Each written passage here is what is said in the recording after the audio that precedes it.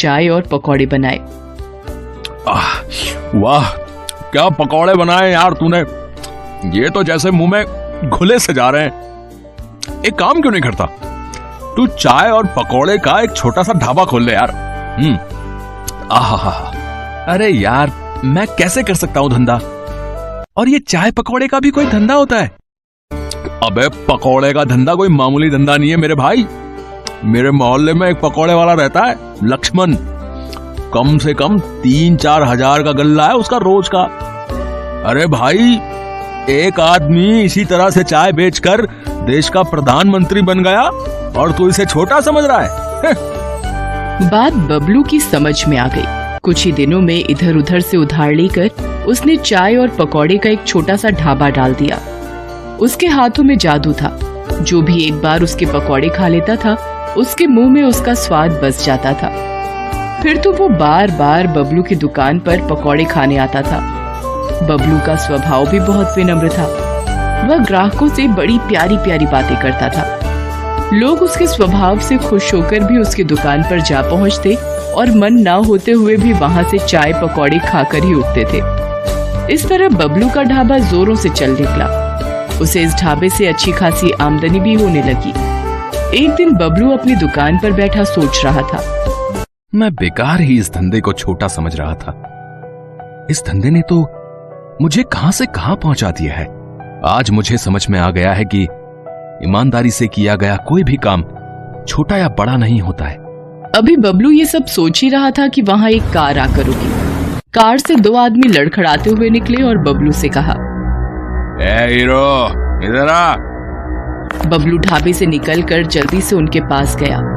उनके मुंह से शराब की बू आ रही थी। एक काम कर, 2 प्लेट आलू पकौड़े, 2 प्लेट प्याज पकौड़े और 1 प्लेट मूंग दाल का पकौड़ा लगे आज जल्दी से। बबलू ने देखा कि दूसरे आदमी ने शराब की बोतल और 2 गिलास निकाले और कार की बोनट पर रख दिया। उनका इरादा वही शराब पीने का था। उनका इरादा समझकर बबलू बोला, साहब, पब्लिक प्लेस में शराब मत पीजिए। अबे जा, ज्ञान मत दे, ऑर्डर ला जल्दी से। बबलू जल्दी से ऑर्डर लेकर आया। उन दोनों आदमियों ने वहां शराब पी और पकौड़े भी खाए। फिर दोनों वहां से जाने लगे। तभी वहां बबलू आया और बोला, साहब पैसे तो देते जाओ। मुझसे पैसे मांग रहा है? अबे जानता मैं कौन हूँ? आप कोई भी हो, मुझे मेरे पैसे दे दो। आपके टोटल 120 रुपया हुआ है। अबे वीरेंद्र भाटिया नाम है मेरा। इस पूरे इलाके का म्युनिसिपल कमिश्नर हूं मैं। अबे तेरा धंधा बंद करवा दूंगा, तो जानता नहीं मेरी पावर को। मैंने तो बस अपने पैसे मांगे थे साहब।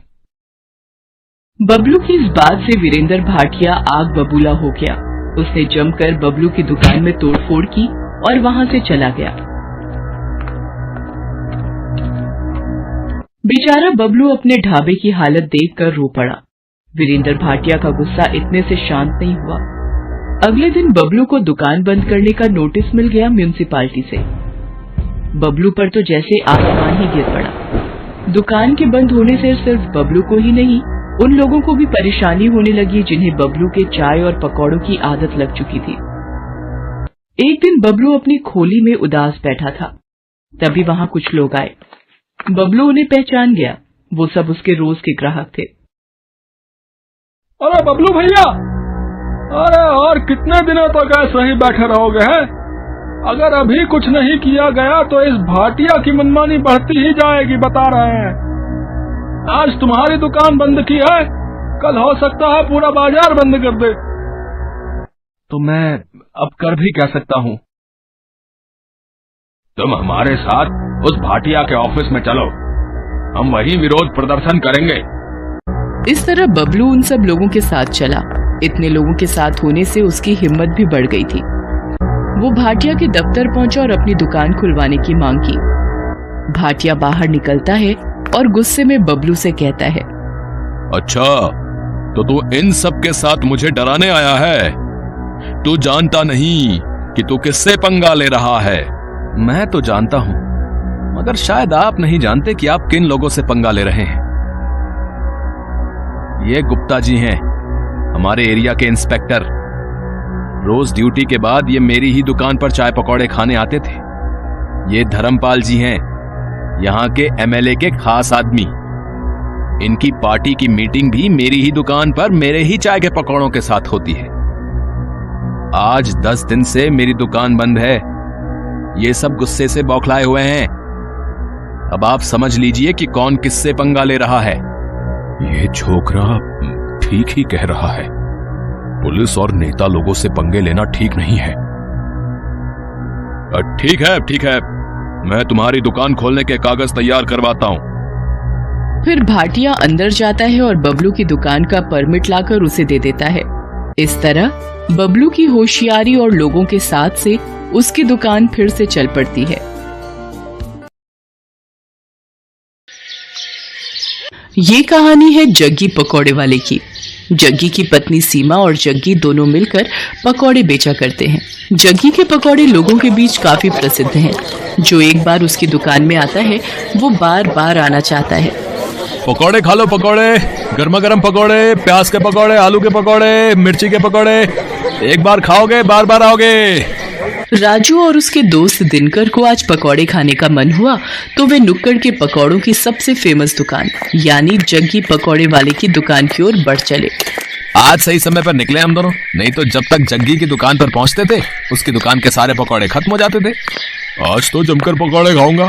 जग्गी के मिर्च वाले पकौड़े तो इतने स्वादिष्ट होते हैं भाई कि क्या बताऊं यार। एक बार मेरी बीवी मुझसे नाराज चल रही थी, उस रोज मैं उसके लिए जग्गी के पकौड़े ले आया। अरे राजू भाई क्या बताऊं, एक वो दिन है और आज का दिन है। मेरी बीवी मेरे से ऊंची आवाज में बात तक नहीं करती। नाराज होना तो छोड़ ही दो। राजू और दिनकर बातें करते हुए जग्गी की दुकान के बिल्कुल नजदीक पहुंच गए थे। तभी उन्हें दूर से जग्गी की दुकान पर भारी भीड़ दिखाई दी। अरे दिनकर भाई, कहीं आज भी हम लोग लेट तो नहीं हो गए? देख रहे हो जग्गी की दुकान के बाहर लोगों की भीड़। दिनकर दुकान की ओर देखता है, लेकिन एक बात उसे अजीब सी लगती है। उसने देखा कि दुकान के बाहर जितने लोग थे लगभग सभी के हाथ में डंडे थे, कुछ ने पत्थर भी उठा रखे थे। अरे राजू भाई, भीड़ तो दिख रही है, लेकिन भीड़ में लोगों ने डंडे और पत्थर क्यों उठा रखे हैं? कहीं कोई गड़बड़ है क्या? उन्हें कुछ समझ आता उससे पहले लोगों के जोर जोर से चिल्लाने की आवाज आने लगी और सभी गुस्से में कह रहे थे, मारो मारो मारो इसे, छोड़ना नहीं है, मार इसको, मार। उसके बाद दिनकर और राजू ने देखा कि वहाँ खड़ी भीड़ जग्गी को दुकान से खींचकर बाहर निकाल रही है। बाहर निकल। आज हम तुम्हें तुम्हारी हरकतों की वो सजा देंगे कि तू जिंदगी भर याद रखेगा। ये कहकर भीड़ में खड़े एक आदमी ने डंडे का जोर का प्रहार जग्गी पर किया। जग्गी दर्द से कराहने लगा। उसके बाद तो कई लोग डंडे से उसे मारने लगे। उसके सिर से खून निकलने लगा। वो लोगों के आगे हाथ जोड़कर माफी मांगने लगा। छोड़ दीजिए मुझे। तुम्हें छोड़ दूं? हैं? तुम्हारे जैसे बेशर्म पकौड़े वाले को छोड़ना मतलब तुम्हें गलत काम करने की छूट देना। ये कहकर भीड़ में से ही एक आदमी ने अपने हाथ में लिया पत्थर उठाया और उसकी ओर तान दिया। ये देखकर जग्गी दुकान से निकलकर तेजी से भागने लगा। ये लोग तो मेरी जान ही ले लेंगे। मुझे किसी भी तरह यहाँ से निकलना होगा। जग्गी आगे आगे भाग रहा था और गुस्साई भीड़ उसके पीछे। राजू और दिनकर को अभी भी समझ नहीं आ रहा था कि आखिर ऐसा क्या हो गया कि लोग जग्गी के पीछे पड़े हैं। लोग उसे बेशर्म पकौड़े वाला क्यों कह रहे हैं? लोगों के इस तरह जग्गी पर भड़कने का कारण समझने के लिए कुछ समय पीछे जाना पड़ेगा। 410, 430, 490, 500। आज की कमाई 500। अगर इसी तरह कमाई होती रही तो तेरे लिए चांदी की पायल बनवा दूंगा। अजी मुझे पायल वायल नहीं चाहिए। क्यों, क्या हुआ? हमेशा तो गहने की रट लगाए रहती है। हाँ गहने मुझे चाहिए, लेकिन ईमानदारी के पैसे से। अरे तो मैं कौन सा स्मगलिंग कर रहा हूँ? ईमानदारी से ही तो पैसे कमा रहा हूँ। देखिए जी, ये आपको भी पता है आप कैसे पैसे कमा रहे हैं। पकौड़ों को बनाने के लिए आप क्या करते हैं? अगर किसी को पता लग गया ना तो फिर बवाल हो जाएगा, कोई आपको छोड़ेगा नहीं। अरे तू चुपचाप रह, फालतू की बड़बड़ मत कर। मुझे जैसे बेचना है पकौड़े मैं वैसे ही बेचूंगा। जग्गी बहुत ही बेशर्म इंसान था। वो पकौड़े तो बेचता था लेकिन बहुत ही गंदे तरीके से। वो पकौड़े के गोलों को पहले अपने गंदे बगल के तले दबाता और फिर पकौड़ियां तलता। उसे ये सब करने में बहुत मजा आता था। ये हो गए पकौड़े के गोले तैयार। अब इसे दबाता हूँ अपने गंदे बदबूदार बगल के तले। ये लो, ये दब गया। अब इसे डालता हूँ कढ़ाई में। ये कहकर उसने पकौड़ों को कढ़ाई में डाला। कढ़ाई से निकलने के बाद उसने पकौड़ों की ओर गौर से देखा और मन ही मन मुस्कुराते हुए बोला, ये लो, ये हो गए मेरे असली पकौड़े तैयार। सीमा, मुझे और बेसन दे, मुझे पकौड़ों के और गोले बनाने हैं। सीमा अपने पति को हर दिन ये गंदी हरकत करते देखती और उसे टोकती, लेकिन वो अपनी बेशर्मी से बाज नहीं आता था। अरे ये तो क्या हर दिन चिक चिक करती रहती है, हैं? क्या करती रहती है? मैं कोई गलत नहीं कर रहा। ये तो किताबों में लिखा है कि पसीने की कमाई का मोल ही अलग है, और मैं तो पसीने की ही तो कमाई कर रहा हूँ। मेरे बगल के, यानी मेरे बगल के पसीने की कमाई। अरे वही तो पकौड़ों में स्वाद भर देते हैं और लोग बार बार हमारी दुकान में आते हैं। ले तू भी खा मेरी पसीने की कमाई के पकौड़े। मुझे नहीं खाने आपके पकौड़े, लेकिन मैं अब भी कह रही हूँ, आप ये बेशर्मी छोड़ दीजिए, नहीं तो ये एक दिन आप पर ही भारी पड़ेगी। लेकिन जग्गी पर अपनी बीवी की बातों का कोई प्रभाव नहीं पड़ता। वो अपनी बेशर्मी जारी रखता और अपने ग्राहकों को, जो उस पर इतना विश्वास करते थे, उन्हें पसीने से सने गंदे पकौड़े देता। समय इसी तरह बीत रहा था और जग्गी की बेशर्मी भी जारी थी। इस बीच सीमा गर्भवती हो गई। सीमा बहुत खुश थी। जग्गी भी ये खबर सुनकर बहुत खुश था। वाह सीमा वाह, देख रही हो भगवान की कृपा कैसे भर भर कर बरस रही है हम पर। हाँ देख रही हूँ, तभी तो आपको कहती हूँ अब तो वो काम छोड़ दीजिए, अब हमारा बच्चा आने वाला है। अरे तो फिर से शुरू हो गई। तुझे क्या दिक्कत है? क्या दिक्कत है मेरी तरक्की से? कभी कभी तो लगता है कि तुम मेरी सबसे बड़ी दुश्मन है। एक बार फिर से जग्गी ने अपनी पत्नी सीमा को चुप करा दिया और अपनी बेशर्मी में लगा रहा। लेकिन वो कहते हैं ना कि गलत काम कितनी भी चतुराई से आप करें, एक न एक दिन आपका भेद खुल जाता है और फिर उसके बाद आपको उन सारे पुराने गुनाहों का भी हिसाब देना होता है जो आपने किया होता है। एक दिन की बात है, जग्गी पकौड़े बनाने के लिए पकौड़ों के गोलों को अपने बगल के नीचे दबा रहा था और धीरे धीरे कढ़ाई में डाल रहा था। तभी दूर खड़े एक आदमी की नजर उसकी इस हरकत पर गई। अरे ये पकौड़ी वाला जग्गी क्या कर रहा है भाई? हैं? अरे छी छी छी छी छी, मुझे तो उल्टी आ रही है इसकी इस हरकत को देखकर। उसने चुपके से जग्गी का वीडियो बना लिया और फिर उसकी दुकान पर गया। ओए जग्गी, तू तो बड़ा बेशर्म है? तुम्हारे ग्राहक तुम पर इतना भरोसा करते हैं और तू उन्हें गंदे पकौड़े खिलाता है? गंदे पकौड़े? ये आप क्या कह रहे हैं भाई? ज्यादा भोले मत बन और सच सच बता, तू पकौड़ों को तलने से पहले उसे अपने बगल के नीचे दबाता है ना? छी छी छी छी, ये आप क्या कह रहे हैं साहब? भला ऐसा कौन करता है? मैं तो पूरी सफाई से अपना काम करता हूँ। क्यों सीमा, बताना साहब को। सीमा ने जग्गी की बात का कोई जवाब नहीं दिया, बस अपना सिर नीचे झुका लिया। वो ग्राहक समझ गया कि जग्गी इस तरह उसकी बातों को नहीं मानेगा। उसने जो वीडियो बनाया था वो वीडियो उसने लोगों को भेजना शुरू कर दिया। जिसने भी उस वीडियो को देखा उसे उबकाई आने लगी। छी छी छी, बाप रे, मैंने भी तो इसके यहाँ के पकौड़े खाए थे। वो ऐसे पकौड़े बनाता है? इस तरह से तो वो लोगों की सेहत से खिलवाड़ कर रहा है। वो वीडियो 1 से 10, 10 से 100 और 100 से फिर लाखों लोगों तक पहुंचकर वायरल हो गया। उस वीडियो को देखकर सभी को बहुत गुस्सा आया और गुस्से में वे सभी जग्गी की दुकान पर डंडे और ईंट पत्थर लेकर पहुंच गए। आज छोड़ना नहीं इसको, हैं? इसकी सारी बेशर्मी आज हम निकाल देंगे, मार देंगे इसे। हाँ आखिरकार लोगों ने उसे पकड़ लिया। एक बार फिर से सभी उसकी पिटाई करने लगे। तभी उसकी पत्नी सीमा भागती हुई वहाँ आई और लोगों के आगे हाथ जोड़ते हुए उसने कहा, मैं जानती हूँ कि इनकी गलती माफ करने के लायक नहीं है। इन्होंने आप लोगों के विश्वास का खून किया है, आप लोगों की सेहत के साथ खिलवाड़ किया है, लेकिन आप लोग इन्हें मार देंगे तो मेरा बच्चा जो अभी मेरी कोख में है उसके सिर से पिता का साया उठ जाएगा। भगवान के लिए मेरे कोख के बच्चे पर रहम कीजिए और इन्हें छोड़ दीजिए। एक गर्भवती औरत की गिड़गिड़ाहट को सुनकर लोगों का दिल पसीज गया और उन्होंने इस वादे के साथ जग्गी की जान बख्शी कि भाई कान खोल के सुन लो, हम तुम्हें छोड़ तो रहे, लेकिन अब कभी इस तरह और इस जगह पकौड़े ये नहीं बेचेगा। इसे ये जगह छोड़नी होगी। सीमा ने उनसे वादा किया। जग्गी को वो जगह छोड़नी पड़ी। जग्गी को बार बार उसकी गलतियों के लिए आगाह किया जा रहा था, लेकिन वो अपनी आदत से बाज नहीं आ रहा था और एक दिन उसी आदत के कारण न सिर्फ उसकी जान पर बनाई बल्कि उसे अपनी वो जगह भी छोड़नी पड़ी जहाँ उसकी दुकान बहुत चलती थी। आज जग्गी जहाँ भी अपनी दुकान लगाने की कोशिश करता है उसके पुराने कर्म उसकी राह में आ जाते हैं। अब उसे अपनी करनी पर बहुत दुख होता है, लेकिन वो कहते हैं ना कि अब पछताए होत क्या जब चिड़िया चुग गई खेत।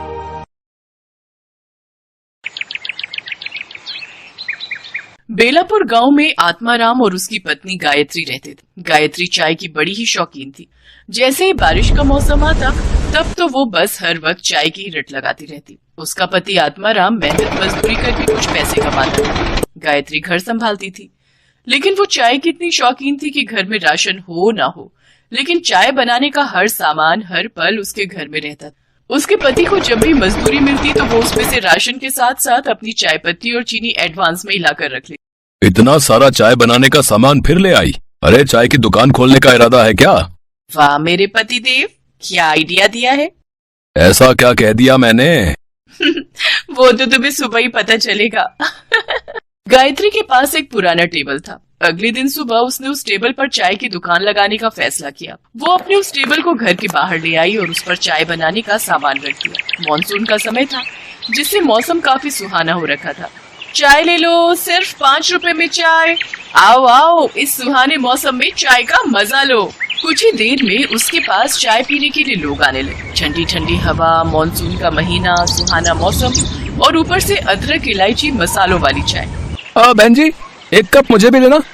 ऐसे ही देखते सुबह से दोपहर हो गई। आत्माराम गुस्से में बड़बड़ाता हुआ बाहर आया। सारा दिन बस लोगों को चाय ही पिलाती रहोगी या घर में खाना भी बनाओगी? हाँ तो कौन सी आफत आ रही है? दिख नहीं रहा बीवी बिजनेस कर रही है, खुद ही जाकर बना लो खाना। लेकिन मेरी माँ, बनाऊं किसमें? चूल्हा तो तुम हथिया कर बैठी हो। अरे हाँ, मैं तो भूल ही गई थी। अच्छा, आज मेरा काम का पहला दिन है, परेशान मत करो। खाना अब सीधा रात को ही खाना, तब तक इस चाय से ही काम चलाओ। लो, एक कप चाय पियो। नहीं पीनी है तुम्हारी चाय। हे भगवान, मैं क्या करूं इस औरत का। काश कि कोई चाय देने वाला पेड़ होता जो सारा दिन बस चाय ही देता रहता। शाम को जब ग्राहक आने बंद हो गए तो गायत्री ने चूल्हा अंदर ले जाकर रख दिया और उसमें खाना बनाने लगी। साथ ही उसने चाय के पतीले में बची हुई थोड़ी सी चाय को अपने घर के आंगन में लगे पेड़ की जड़ों में डाल दिया। सुबह जब गायत्री आंगन में झाड़ू लगा रही थी तो उसकी नजर उस पेड़ पर गई।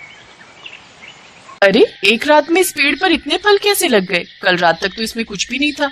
तभी वहाँ आत्माराम भी आ गया। हाँ, इसमें तो बहुत सारे फल लगे हैं, चलो एक तोड़ कर देखते हैं।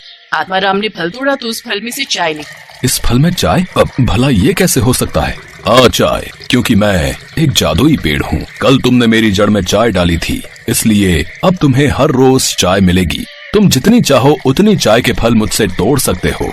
वाह, ये तो बहुत ही अच्छा हुआ। अब हम बिना लागत लगाए ही लोगों को मुफ्त की चाय बेचेंगे और खूब मुनाफा कमाएंगे। अच्छा सुनिए जी, ग्राहक आते ही होंगे, तुम जल्दी से इन फलों से चाय निकाल कर केटल में डालो ताकि मैं उन्हें बेच सकूं।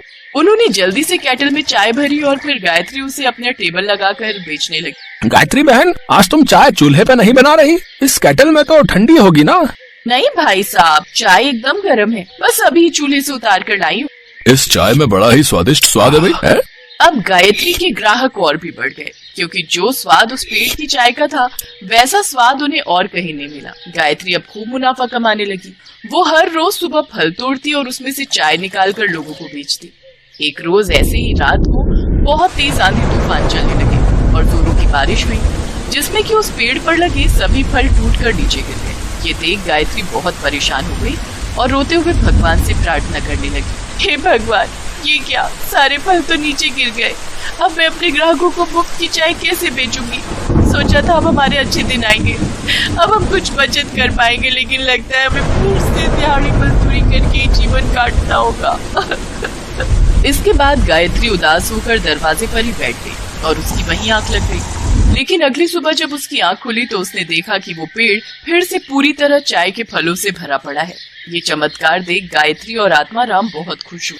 फिर बारिश के मौसम में भी गायत्री तिरपाल लगाकर चाय बेचने लगी। अब तो भरी बारिश में भी लोग उनके यहाँ चाय का स्वाद चखने जरूर आते। उन्हें उस पेड़ की चाय की लत जो लग गई थी। आत्माराम ने भी अब मजदूरी छोड़ दी और वो भी अब अपनी पत्नी का हाथ बटाने लगा। उन्हें अब बिना लागत के चाय बेचकर खूब मुनाफा होने लगा और अब उनकी गरीबी के दिन दूर होते गए। रुद्रपुर गांव में सुलोचना अपने बेटे प्रदीप के साथ रहती थी। सुलोचना का पति बिजली विभाग में काम करता था। एक रोज जब वो बिजली के खंभे पर चढ़कर तार ठीक कर रहा था तो करंट का जोर का झटका लगने की वजह से उसकी मौत हो गई। वो अपने पीछे 12 साल के मासूम प्रदीप और पत्नी सुलोचना को छोड़ गया। पति की मौत के बाद सुलोचना ने जैसे तैसे करके घर का गुजारा चलाया। देखते ही देखते कुछ साल बीत गए और अब प्रदीप 20 साल का हो गया। एक रोज उसका एक दोस्त शहर से वापस गांव आता है तो वो प्रदीप से कहता है, प्रदीप, अगर तू चाहे तो मैं तुझे अपने साथ शहर में काम पर लगा सकता हूँ। बोल, क्या बोलता है? चलेगा मेरे साथ? मुझे इस बारे में माँ से बात करनी पड़ेगी यार। शाम को प्रदीप अपनी माँ से इस बारे में बात करता है। नहीं बेटा, तू शहर मत जा। जो शहर जाता है फिर वो लौटकर गांव नहीं आता। मैं और तू यहीं गांव में रहकर कुछ काम कर लेंगे। शहर में न जाने तुझे किस हाल में रहना पड़े। माँ, तुम तो यूं ही बेकार चिंता करती हो। अगर मुझे वहां कोई परेशानी होगी तो मैं तुरंत गांव वापस आ जाऊंगा। मेरा कहा तो तूने मानना नहीं। चल ठीक है, चला जाइयो शहर, लेकिन उससे पहले तू मेरे साथ मंदिर चलकर भगवान से आशीर्वाद लेना, उसके बाद ही शहर जाना। अगले दिन सुबह दोनों मंदिर जाते हैं। हे महादेव, आप ही हमारा सहारा है। मेरे बेटे को आशीर्वाद दो भगवान कि वो अपनी जिंदगी की शुरुआत अच्छे से कर सके। इसके बाद प्रदीप शहर चले जाता है। तकरीबन 2 महीने बाद प्रदीप का दोस्त दिनेश किसी काम से शहर से गांव आता है तो वो सुलोचना से मिलकर कहता है, काकी, प्रदीप को शहर में नौकरी मिल गई और वो बिल्कुल ठीक है। उसने कहा है कि आप उसकी बिल्कुल भी चिंता ना करें। ये बात सुनकर सुलोचना बड़ी खुश होती है और मंदिर जाकर शिवजी के आगे प्रसाद चढ़ाती है। इसी तरह वो हर रोज मंदिर जाकर शिवजी से प्रार्थना करती रहती। प्रदीप हर महीने अपनी माँ को खर्चे पानी के लिए रुपए भेजता रहता। ऐसे ही समय बीतता गया। प्रदीप को शहर गए 1 साल बीत गया, लेकिन पिछले 2 महीनों से न तो उसने पैसे भिजवाए और न ही उसकी कोई खबर आई। ये देख सुलोचना चिंता में पड़ गई। फिर एक दिन उसे गांव में दिनेश दिखाई दिया तो वो भागते हुए उसके पास गई और कहने लगी, अरे दिनेश, तू गांव कब आया और मेरा प्रदीप कैसा है? कई रोज हो गए उसकी कोई खबर ही नहीं आई। अब काकी, मैं आपसे मिलने ही आ रहा था। प्रदीप इन दिनों बहुत परेशान है। उसकी नौकरी चली गई है। फिर उसने खुद का काम शुरू करने की सोची, जिसके लिए उसने कर्ज उठाया, लेकिन अब कर्ज न चुका पाने की वजह से वो लोग उसे जाने नहीं दे रहे हैं। ये बात सुनकर सुलोचना के होश उड़ जाते हैं और वो दिनेश के साथ शहर चली जाती है। अरे माँ, तुम्हें यहाँ आने की क्या जरूरत थी? ये लोग तुम्हें भी पकड़ लेंगे। तू परेशान मत हो, मैंने कुछ पैसे बचा कर रखे हैं। उन लोगों को वो पैसे देकर कुछ दिन की मोहलत मांग लेंगे। फिर वो प्रदीप के साथ उस लाला के पास जाती है जिससे उसने पैसे उधार लिए थे। साहब, हमें कुछ दिनों की मोहलत और दे दीजिए। ये लड़का मेरा पैसा खाकर यहाँ से भागने की कोशिश कर रहा था और अब तू आई है यहाँ इसे ले जाने के लिए। पहले मेरे पैसे दे, तभी मैं इसे छोड़ूंगा। अभी तो मेरे पास ये कुछ पैसे ही हैं, आप इन्हें रख लीजिए। कुछ दिनों में मैं आपके सारे पैसे लौटा दूंगी। ठीक है, मैं तुम्हें 30 दिन की मोहलत देता हूँ।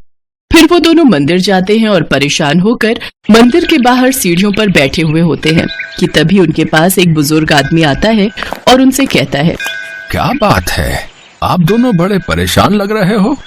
इसके बाद सुलोचना उसको सारी बात बताती है। तुम दोनों परेशान मत हो, अपने भोले बाबा बड़े दयालु हैं, वो सब ठीक कर देंगे। मैं इस मंदिर के बाहर कई सालों से पकोड़ों का ठेला लगाता हूँ, लेकिन अब मेरी उम्र हो गई है और अब मुझसे ये संभलता नहीं। अगर तुम दोनों चाहो तो मेरे ठेले पर काम कर सकते हो। जो भी कमाई होगी उसमें से 3 हिस्से होंगे, जिसमें से 2 तुम्हारे और 1 मेरा।